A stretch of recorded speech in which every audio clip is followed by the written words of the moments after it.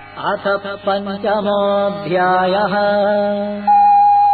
अर्जुन उवाच सन्न्यासं कर्मणां कृष्ण पुनर्योगं च शंससि यच्छ्रेययेतयोरेकम् तन्मे ब्रूहि सुनिश्चितम्।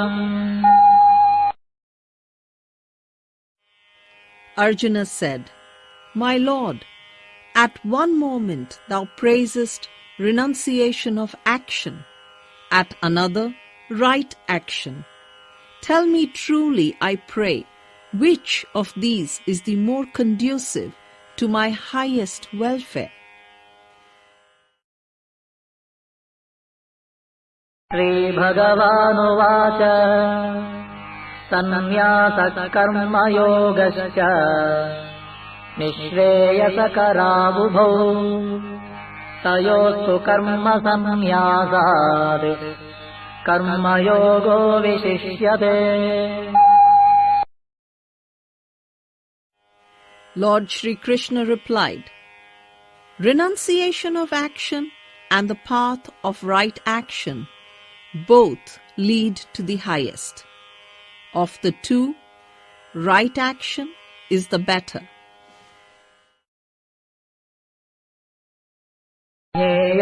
नित्यसन्न्यासी यो न द्वेष्टि न काङ्क्षति निर्द्वन्द्वो हि महाबाहो सुखं बन्धात् प्रमुच्यते। He is a true ascetic who never desires or dislikes, who is uninfluenced by the opposites, and is easily freed from bondage. साङ्ख्ययोगौ पृथग् बालाः प्रवदन्ति न पण्डिताः एकमप्यास्थितः सम्यग् उभयोर्विन्दते फलम्। Only the unenlightened speak of wisdom and right action as separate, not the wise.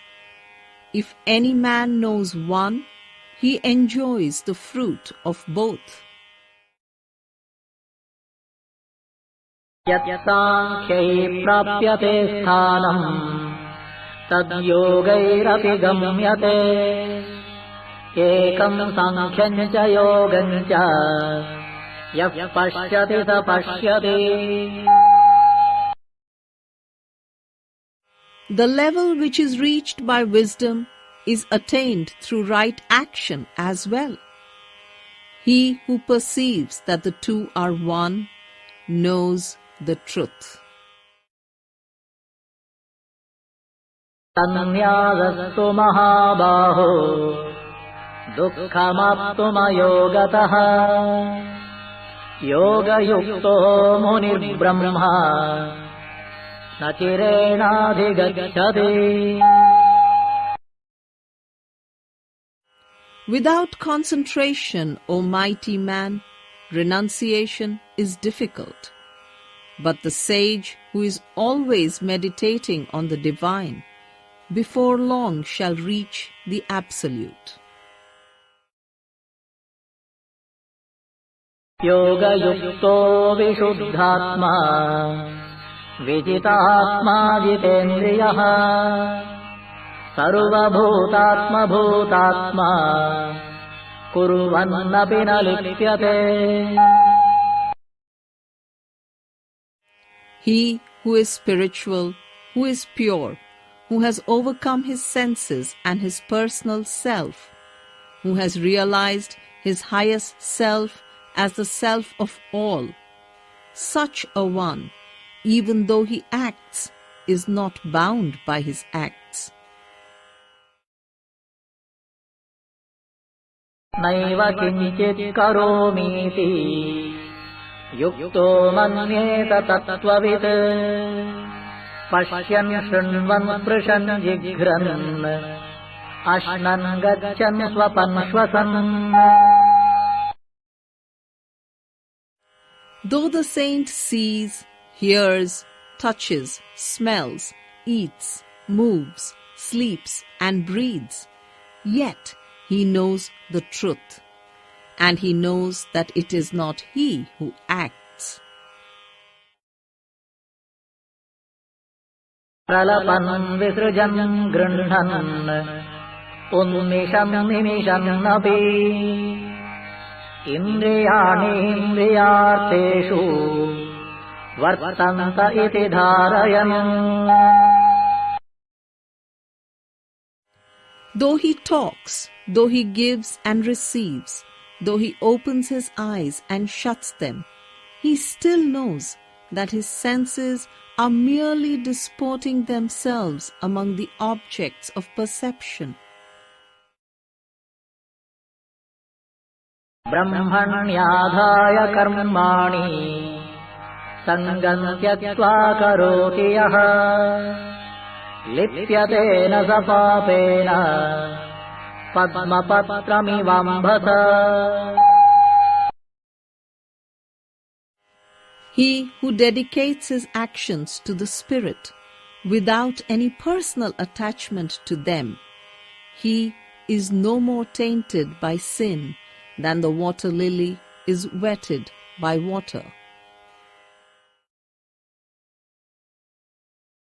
Kayena manasa buddhya kevalairindriyairapi yogina karma kuruvanti sangam tyaktvatma shuddhaye.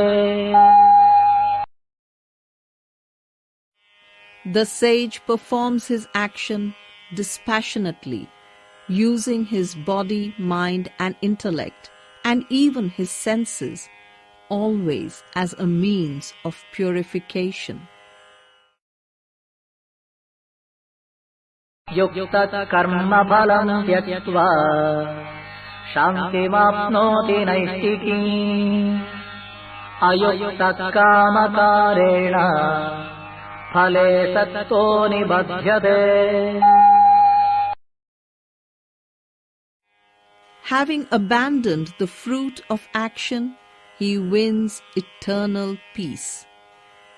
Others, unacquainted with spirituality, led by desire and clinging to the benefit which they think will follow their actions, become entangled in them. Sarva karmani manasa sannyasyaaste sukham vashi navadvare pure dehi naiva kuruvanna karayan. Mentally renouncing all actions, the self-controlled soul enjoys bliss in this body, the city of the 9 gates, neither doing anything himself nor causing anything to be done. Na kartrutvam na karmani lokasya srujati prabhu na karma phala samyogam svabhavastu pravartate. The Lord of this universe has not ordained activity or any incentive thereto, or any relation between an act and its consequences. All this is the work of nature.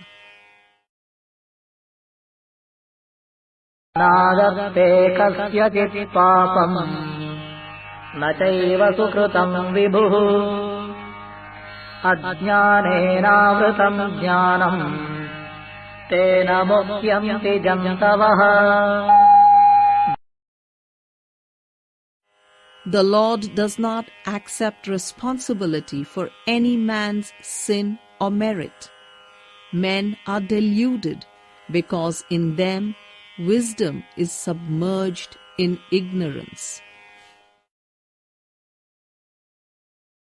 Jnānena tu tadjñānam yeshām nāṣitamatmanah teshām ādityavat jnānam prakashayati tatparam.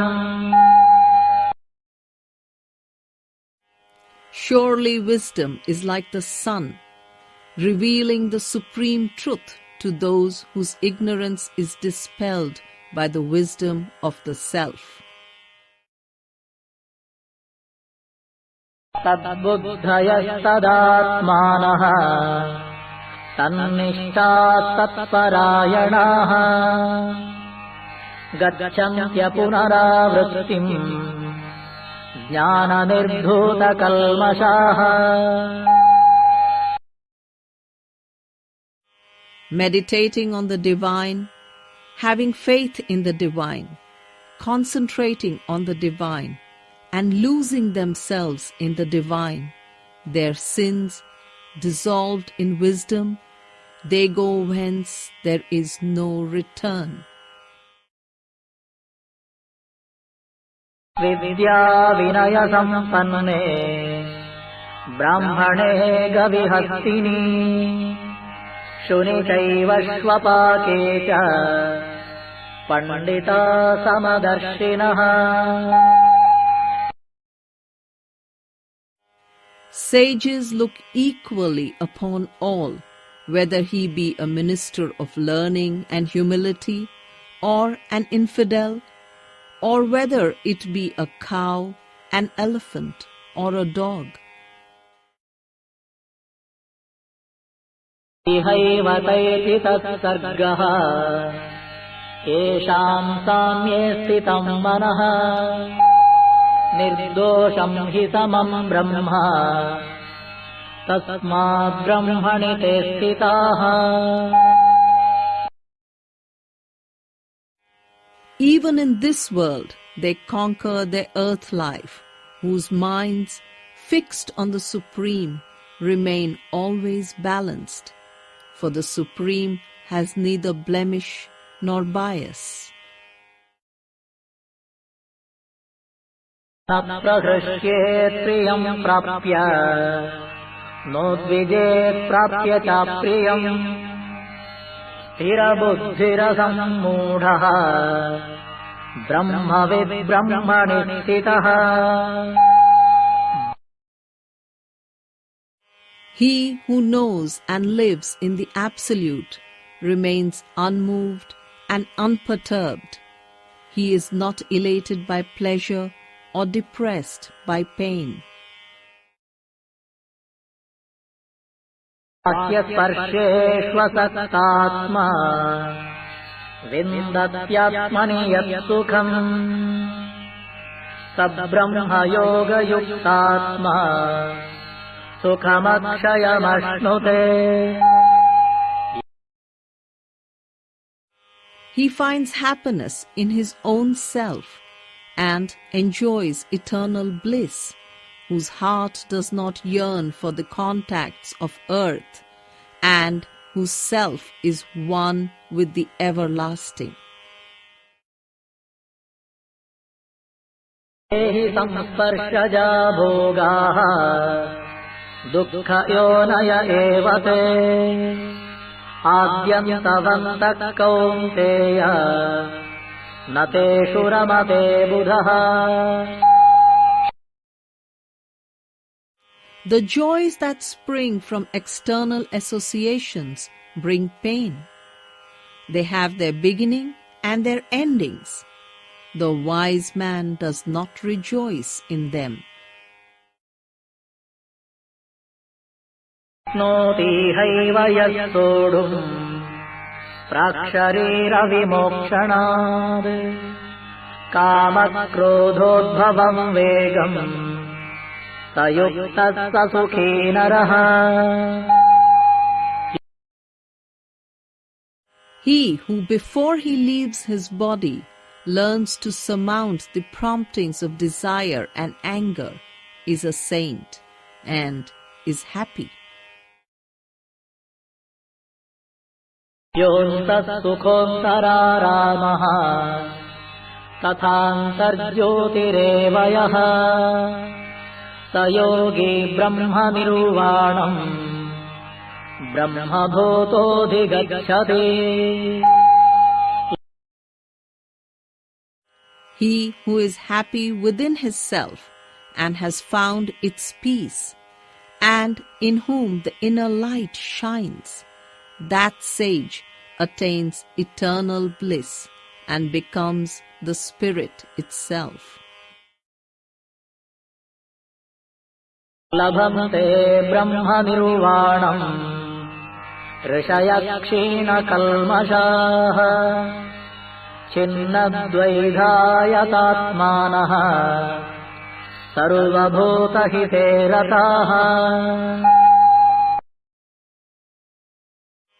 Sages whose sins have been washed away, whose sense of separateness has vanished, who have subdued themselves and seek only the welfare of all, come to the eternal Spirit.